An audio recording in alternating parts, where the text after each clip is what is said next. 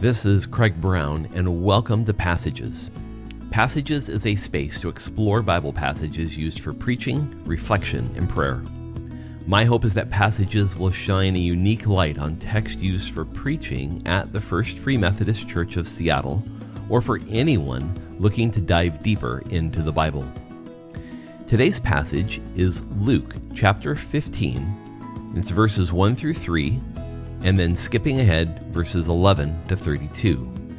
It's the basis for the sermon at First Free Methodist Church on Sunday, March 30, 2025.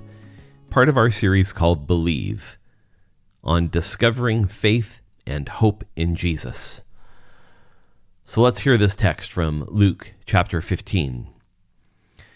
Now all the tax collectors and sinners were coming near Jesus to listen to him.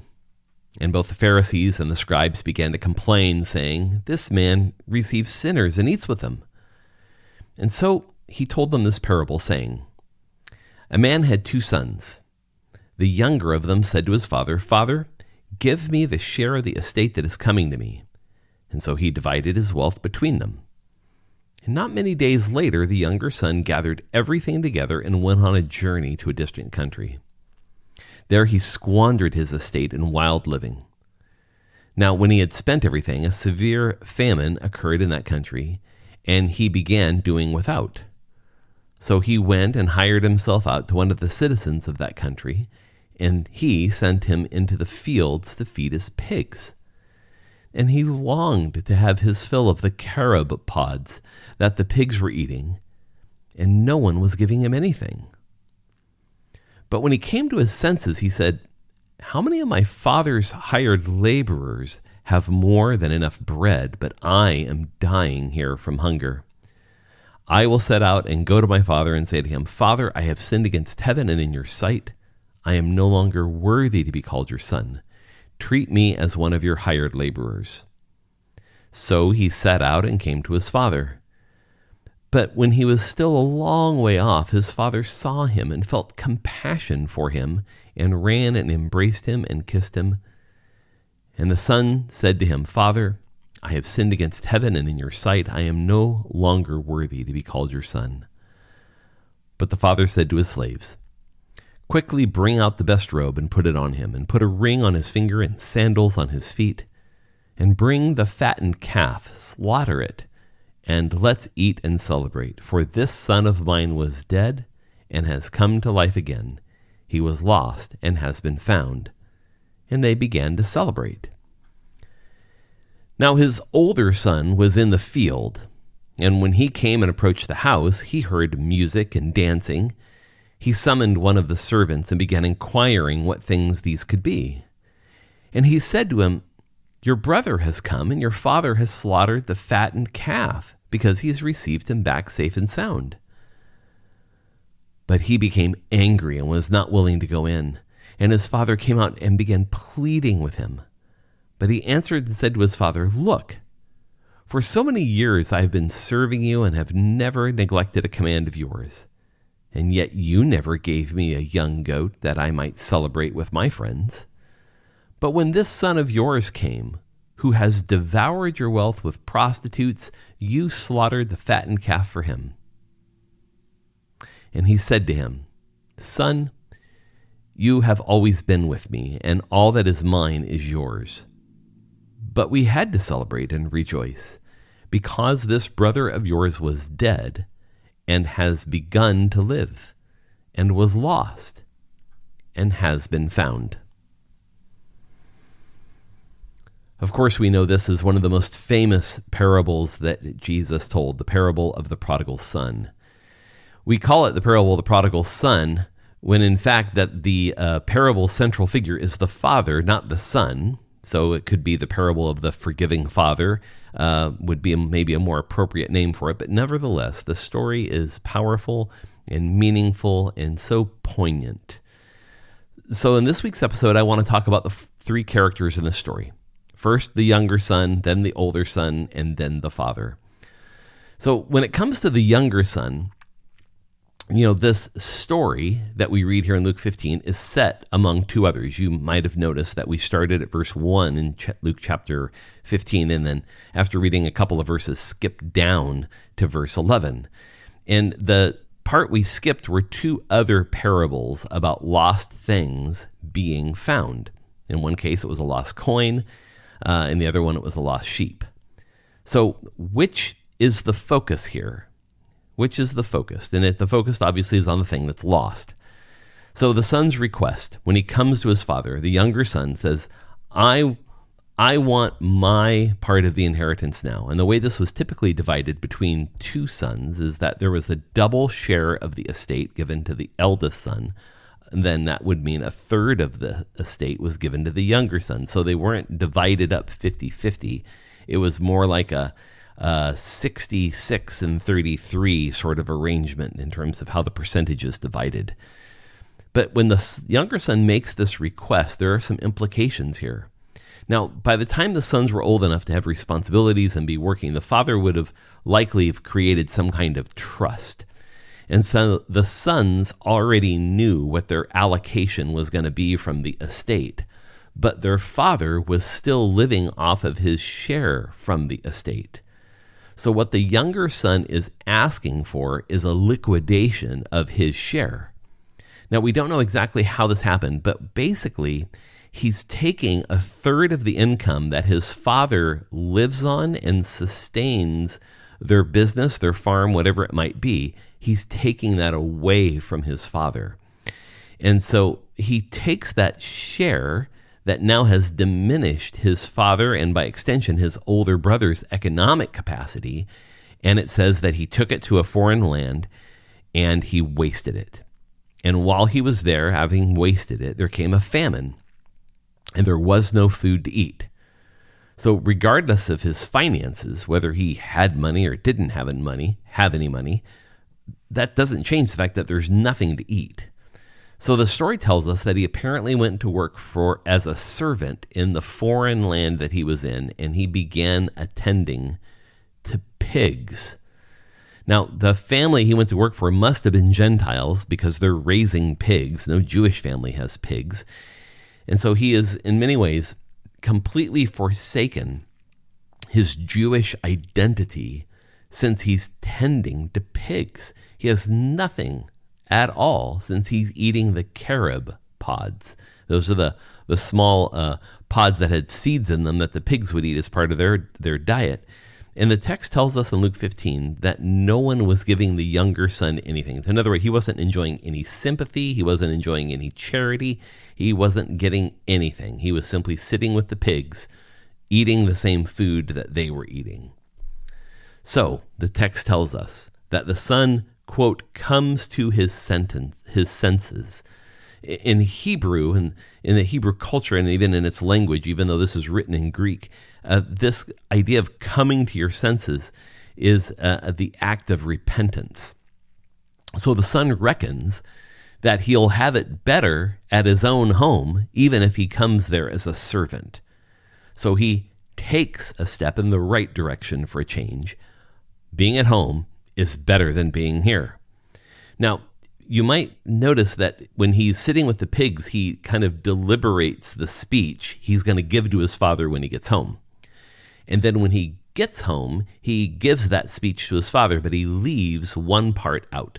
In the part that he thought about when he was with the pigs, he was going to tell his father to treat me as one of your hired laborers. But when he actually gets to his father and talks to him, he leaves that part out.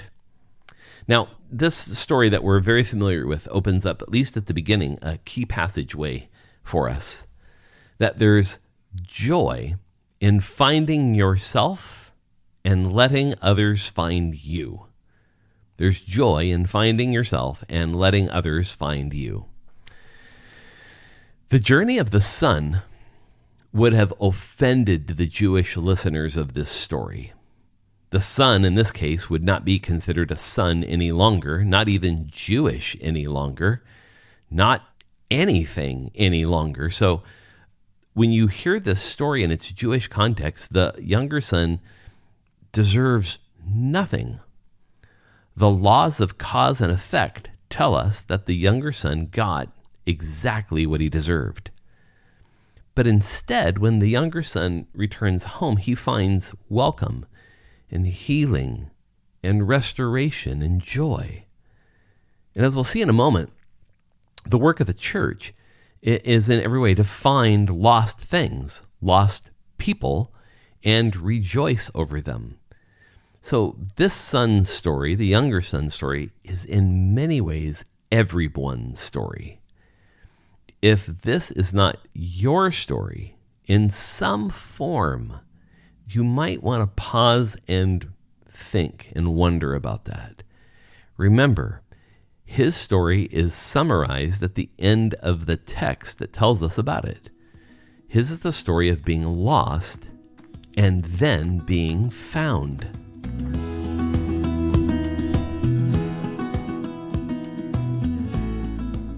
We turn now to the older son's story, and take note in the parable that the story of the younger son and the older son are completely separate. And another thing you might want to notice is that in this parable, the younger son and the older son are never in the same space at the same time. The whole dialogue between the younger son and the father occurs in an entirely separate episode that never mentions the older son. And in the conversation between the father and the older son, the younger son isn't even there. So the younger son's story fades as we move deeper into the story of the older son. Now we know there are two sons, but the older one hasn't even made an appearance until verse 25. And the narrative of the younger son ends at verse 24. The older son was out in the field working, and that tells us about the size of this estate, that this father had an estate that was quite large, that the son is out working somewhere else in the land, and he doesn't even really notice a party's going on until he starts to come home. Take note that everything in the story transpired without the engagement, advice, or the input of the older brother. Just as I was mentioning, he doesn't know anything that's gone on until the party that was already underway. Now, we know that the older son knew his brother had left and knew what his younger brother had done, but we don't know anything about him being there when that whole thing went down with the younger brother and the father. He is not even informed about his brother's return by the father or by his younger brother himself. It's actually one of his servants that tells the older brother that his younger sibling has returned home. So the older brother comes near the house, and there he meets his father, and they have a conversation together. The father is pleading, it says in the text, with his elder son to come in. The older son's lens is in every way focused on himself. Listen to what he says. I have been serving you, he says to his father, and then he goes on to say that you never gave me a goat. How is it that this younger son gets a party after what he's done? The older son says, I haven't received any celebration like this from you. And note the language here, even when the older son speaks of his younger brother, he doesn't even call him his brother. He says to the father, this son of yours, this differentiation, this division that's already happened in the older son's mind is powerful. The degree of disdain and disregard is right there in front of us as we hear the older son speak. Now, despite his brother's return actually having no effect on him, he claims to be treated unfairly. Remember, the father had an estate that he had to divide between the two sons, and the older son would get 2/3, the younger son, in this case, would get 1/3. The younger son takes his 1/3 and goes and blows it, and the only thing that affected was the father's capacity to sustain the estate, which that means everything that's left in the estate is going to go to the older son. So even though there's been no effect, really, of the younger son on the older, he still claims to be treated unfairly. And his appeal is to fairness. It's not fair that this son of yours gets a party and the fatted calf is killed for him, and so on and so forth. Now, the Pharisees, remember back in verse 1, the Pharisees listening to this story would have been able to clearly deduce Jesus' meaning here. Jesus' company of tax collectors and sinners has no effect on them at all, no effect on the Pharisees. Yet, they resent these who have been welcomed and resent Jesus for welcoming them. So the parable's meaning for the Pharisees is quite clear. In every way, Jesus is saying that you're exactly like the older son in this story. That opens up a key passageway for us. That self-centered and self-righteous living lead us astray from the truth. Self-centered and self-righteous living lead us away from the truth. That may sound like a statement of the obvious. It certainly is. But let's dive into this just a little bit more to see if we can find some other nugget of truth here. You see, the older brother, he only has one lens, and it's himself. He wants his position, but he also wants his brother to stay in his lost position. This is the difference. See, this goes way beyond entitlement.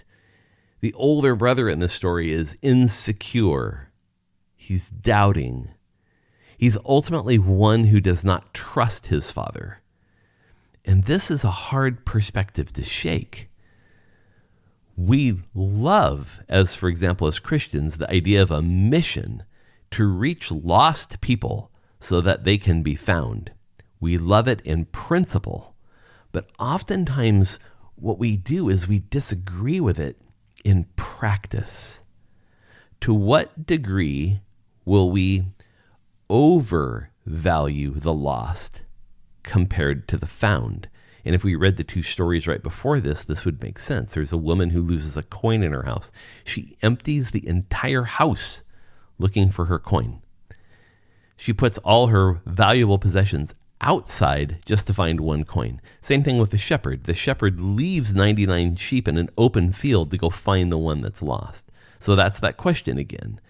We like the notion of a mission to reach lost people, but oftentimes we disagree in practice, because to what degree do we overvalue the lost compared to the found? Jesus tells us the lost have tremendous value. They're valuable because they're lost. Remember, the younger son's story is a story of being lost and being found, but the older son's story is a story of being found and becoming more and more lost.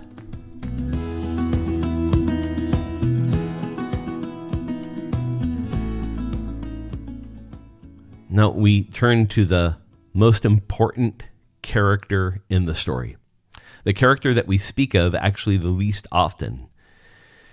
One of the commentators I read in preparing the podcast and the sermon each week, the Gospel of Luke, is the great preacher of the 20th century into the early 21st century, Fred Craddock. And he asks an important question in his writings, and he says, why is it that we name all of these parables in the negative in Luke 15? We name them the lost sheep, the lost coin, the prodigal son. We don't call it like the persistent shepherd, the unwavering woman, and the faithful father. We all refer to them in the negative. It reveals something, Craddock suggests, about our fixation on what focuses our attention. The key to the story isn't the younger son. It's not the older son. The key to the story is the father who occupies the central narrative. The father aligns to the shepherd who looks for his lost sheep and to the woman who searches her house for the lost coin. So we learn something of God's very nature as one who seeks, one who beckons, one who welcomes.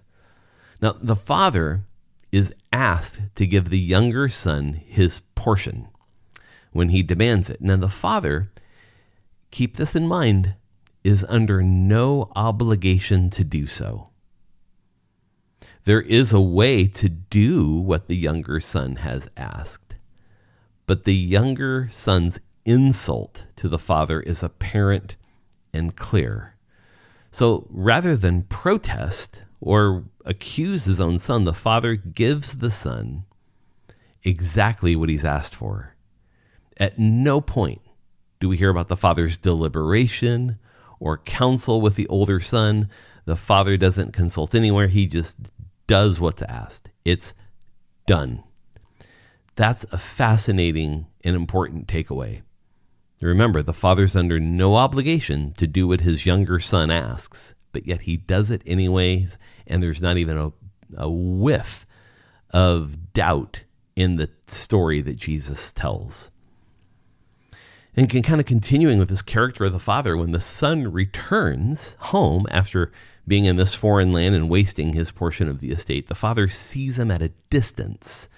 And the key word here is that he felt compassion for him. Now, everything pivots on this word, where it says in English, felt compassion for him. In Greek, in which the story is written, there's only one word. And it frames the father's response in all things. Remember, the story tells us that the father runs to greet his son. Culturally speaking, this is entirely inappropriate. Fathers did not run. It was considered inappropriate to expose their legs above their ankles. So for him to run to his son means that he's so kind of caught up in his son's return that he disregards almost all social custom. The story that Jesus tells in this context is what we say is hyperbolic. In other words, it's a tremendous exaggeration. It's hard to imagine this story actually happening, but that's the whole point. The exaggeration in the story is designed to make the point Jesus is trying to make to the Pharisees and the scribes. Now, the young son returns contrite for what he's done, and the father, it says, has compassion for him. And it's just not compassion like, oh, I'm glad you're home. Notice that the father's compassion takes action. He gives him a robe. Could have been his own father's robe. It could have been the son's. It affirms his status as the son. In other words, giving him a robe is a nod to the fact that this is not going to be a servant in the father's household.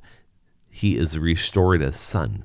He gives him a ring, not the signet ring, but a symbol of his ownership, his part stake in what is happening in the family farm or ranch, whatever it might be. He gives him a pair of sandals. So you see, in this world, servants or slaves usually did not wear them in the house. Owners did. So he's restoring him to status. He slaughters the fattened calf for him. Meat was like this was typically reserved for the most special occasions or religious observances. It's an extravagant gift. The way the story is told is that the response of the father, not only to the son's request to leave, but also when the son returns home, is extravagant. It is exaggerated. It's over the top. And then also notice the father's approach to the older son. It says the fact that the father did not seek out the older son to share the news is part of the exaggeration or the hyperbole. So the father reminds the older son that the brother's return is no threat to him. He says, "You have always been with me." That's an affirmation of loyalty.